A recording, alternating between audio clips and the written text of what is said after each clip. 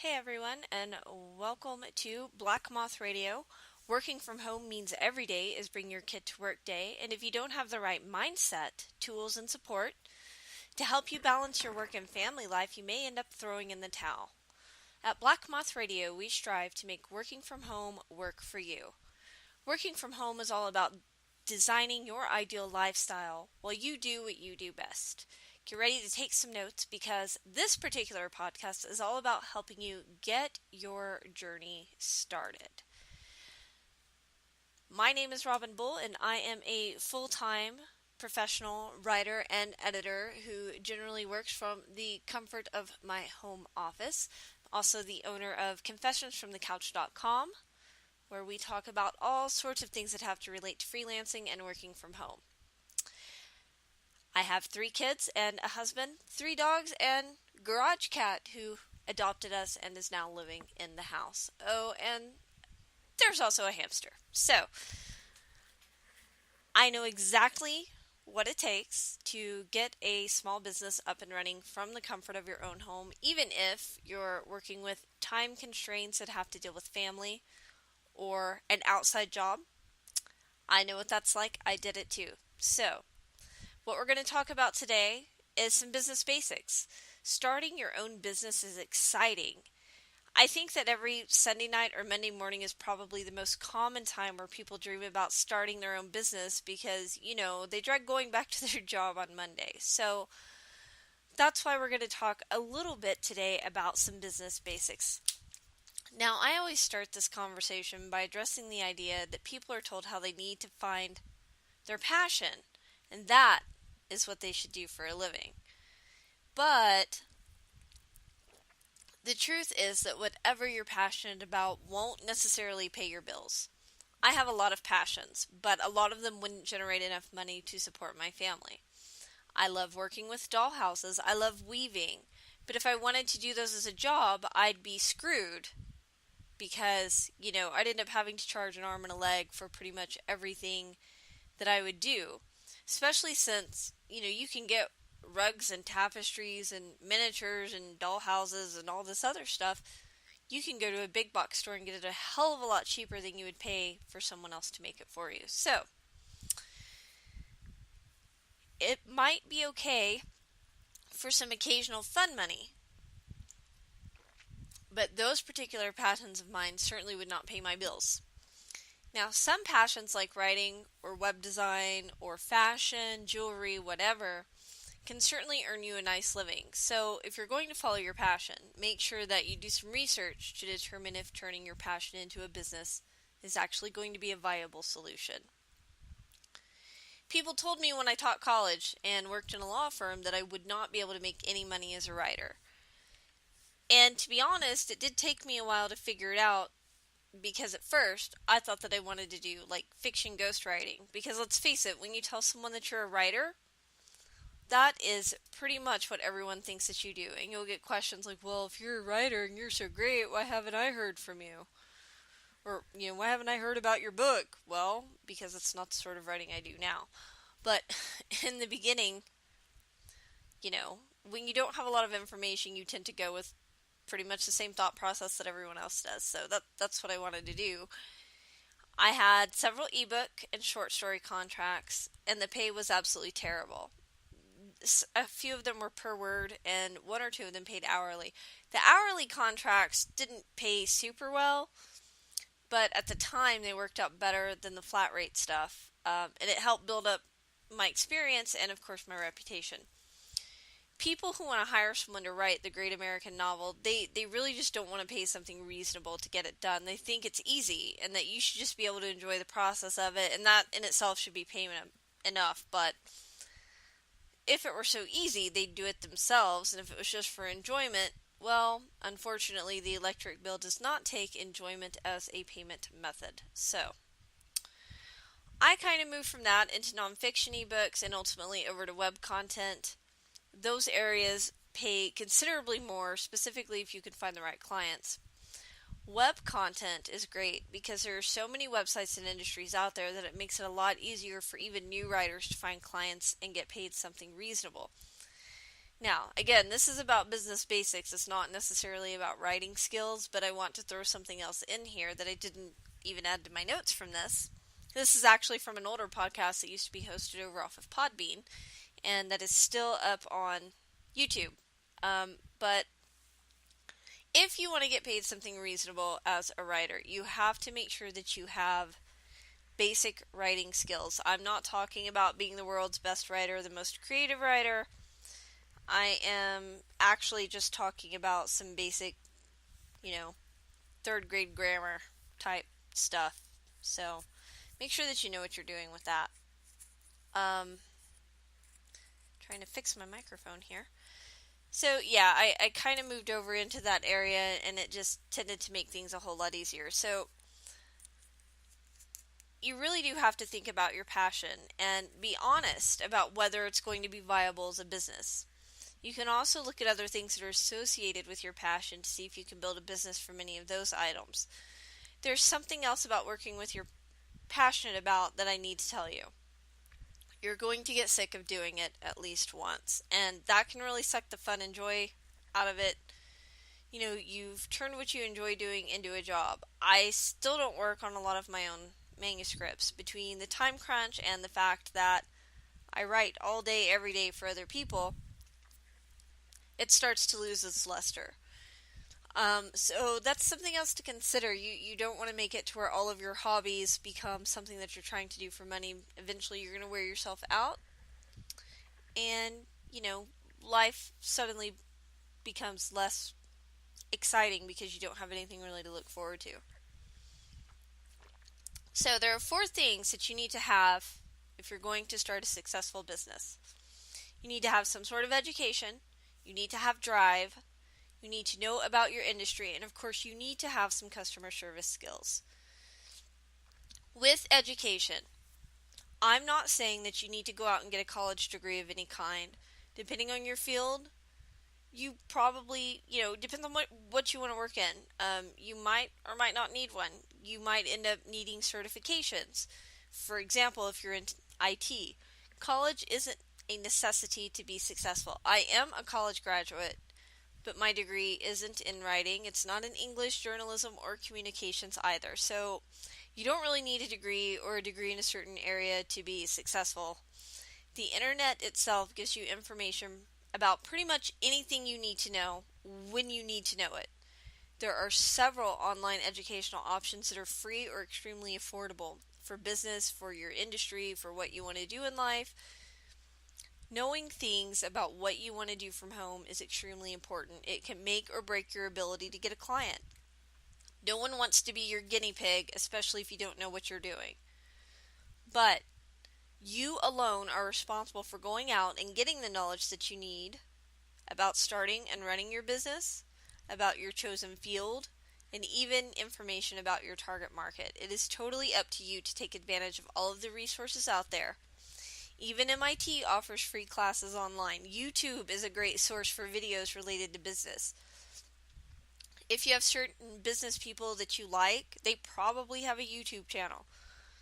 You can also go to Amazon. You can find books. You can find book summaries.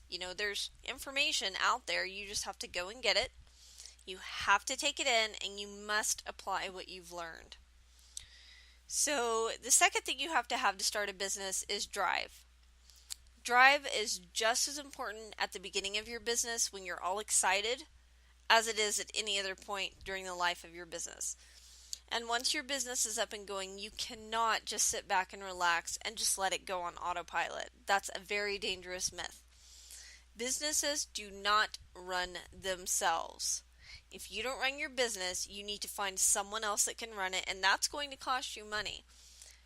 You must remain driven. You're going to spend probably the first 2 years of your business with it consuming everything, your time, everything.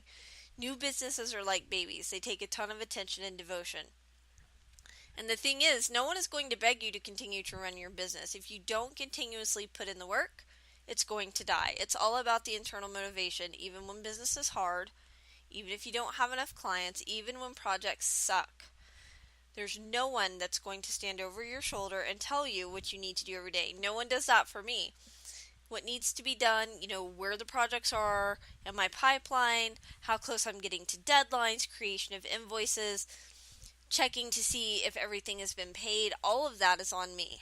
I have to remain engaged and I have to remain driven. If you cannot motivate yourself to carry on through hard times or when you're bored, which is another big one, business probably isn't for you.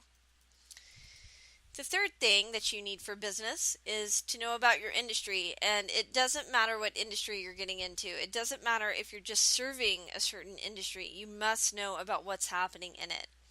I must know more than just how to throw together 500 words, because almost any writer can do that, and I'm hoping they can do it in a reasonable amount of time, because if you are looking to get into the writing field, you have to be able to turn out content quickly if you want to make decent money, because you have to be able to free up your time.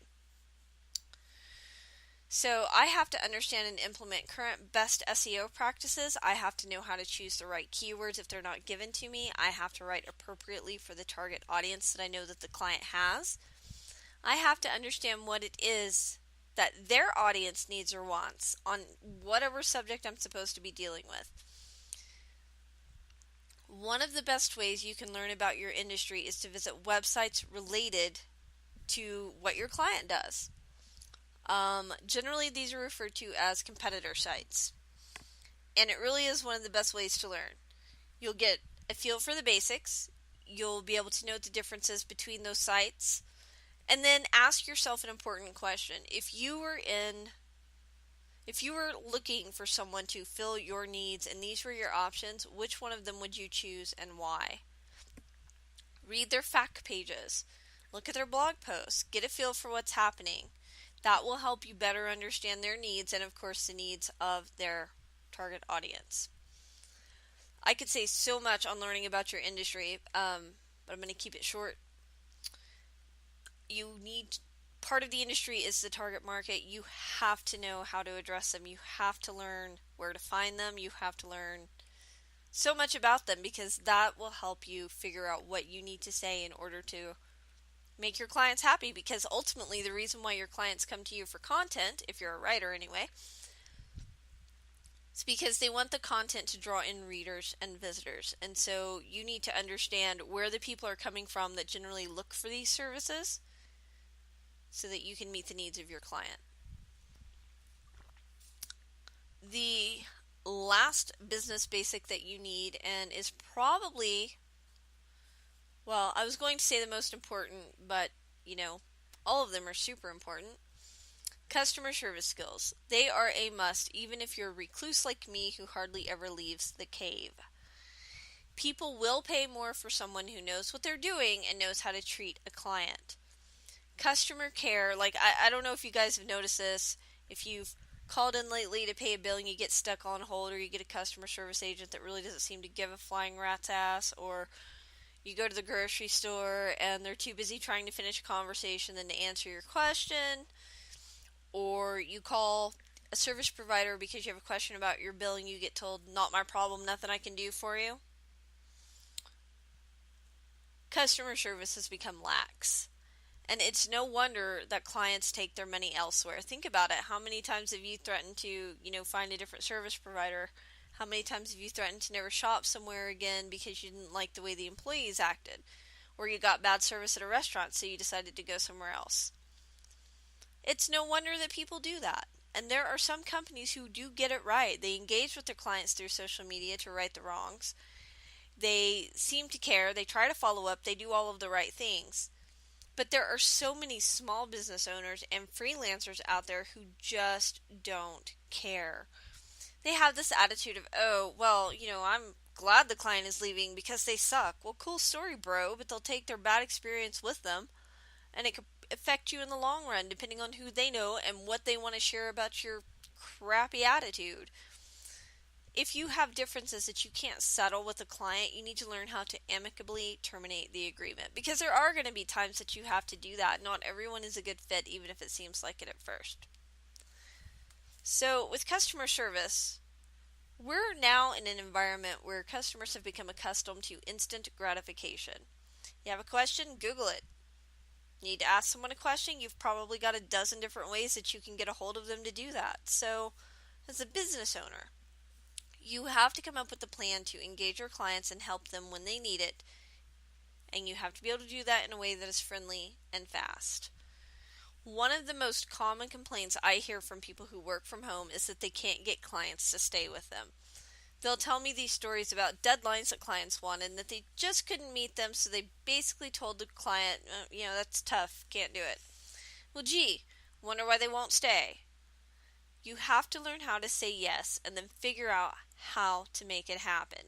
And that's going to require a lot of priority management from you and a lot of time management from you. That's how I made my business explode right after we bought this house. I just started saying sure to practically every client request that came at me. I ended up drowning in work, and I had to hire assistants then. My husband jumped in, and he had to start helping with the flow as well. I was giving clients what they wanted and needed, so they stuck around. And that's the key that so many people miss. Basic customer service principles must still be used because there are plenty of other people clients could give their money to instead of you. Those basic principles are so lacking that when you offer them, clients start to feel like you're doing something super amazing. They will pay you more when they feel like they're getting the proper care and attention from you. So the other day, I got an email from a client who was upset because they hired someone else to work on a textbook for a class that is about to undergo accreditation. And the ball got dropped. It didn't look like the course was going to get properly finished. It wasn't properly updated. So she reached out to me at the last minute because they need it done by the end of June, and today is June the 9th, to ask if I could help. And my answer was yes. And I told her, you don't have anything to worry about as long as we're working together. I'll do everything I can to help you. Don't worry about it. She called me her knight in shining armor, and all I did was tell her, yes, I will find a way to help you. Because it's a serious deal for them to, have to get their accreditation for this course. And that's it. And the reason why she called me knight in shining armor wasn't just because I said, yes, I'll help you, I'll take this on for you. It's because we have a history of over the last 2 years of basically anytime they've been stuck in a bad spot, they know that they can come to me and I will help them out of it. And then on top of that, any other project they've assigned to me, they've gotten back on time, if not early. And, I appreciate their business, so I treat them as good as gold. So, just a little recap. We're talking about business basics today, which includes, of course, it's nice if you enjoy what you do and have a passion. It's not necessary. You need some kind of education about what you're going to be doing. Make sure you go out there and you look up information about average pay or ways that you can advertise. Make sure that you understand what it is clients really want to need from you. That's part of the education process. Make sure that you know the best practices for what's going on in the industry that you're interested in. That's part of education as well. Make sure that you know something about the industry that you're serving. Make sure that you're driven. Don't drop the ball. If you drop the ball, it's probably over. It's really hard to get things back on track, especially, if you let things go too far. So, and then of course, finally, your customer service skills. And I know I gave the industry and the drive out of order, but they're still important. All of these things are important. Customer service, that's what brings people in. People want good service. Think about what it's like for you when you want to go somewhere. You don't want to tip someone who gives you poor service. Maybe you do. It's totally up to you. But think about where you're willing to spend more money because you like the service or because it's convenient for you. A lot of us use things like DoorDash, Uber Eats, whatever, and we're not doing it because we're super excited to pay for the food and then a delivery fee on top of that. I certainly don't mind tipping my driver at all. That's no issue. But we do that out of convenience.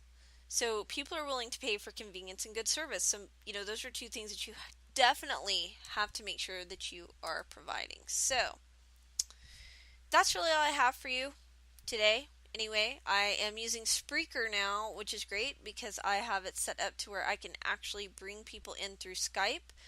So if you have questions, comments, concerns, or if you would like to be a guest on the show to talk about working from home, freelancing, whatever it is that you want to talk about, make sure that you connect with me. I'm easy to find on Facebook and Twitter. Both are slash the Robin Bull. You can also find me on confessionsfromthecouch.com. Make sure you go there and join the community. We have almost 2,000 subscribers, and we know that you're going to love it. So, thanks again, everyone, for listening, and we'll talk to you soon.